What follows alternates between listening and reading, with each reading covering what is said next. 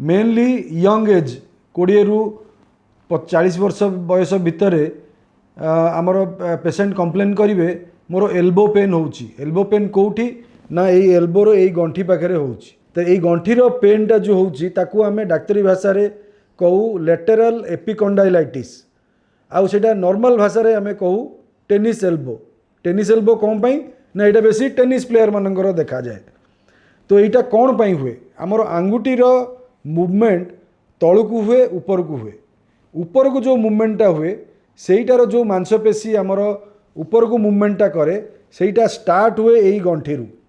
से जो गंठीरू स्टार्ट होची जेतेबेले आमे रेगुलारली गोटे काम करूचु जेमिति कि टेनिस एल्बो रे टेनिस खेलिबा नले जो जड़े गृहिणी तांकर रंधा रंधी काम रे डेली करूचंती कि जड़े कारपेंटर कि जड़े डे टू डे लेबरर जी रेगुलारली काम करूचंती हाथ रे तांकर एही प्रकार टेनिस एल्बो हेबार चांसेस बहुत।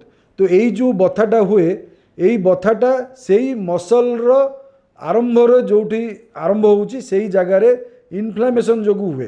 तो यही इनफ्लामेशनटा जानिबा पई आमे ताकू गोटे ही उपाय क्लिनिकाली आमे ता उपरे आंगुठी रखिले आमे जानी पारू जदि पेन होची ताहले सेटा प्लांटर फासाइटिस।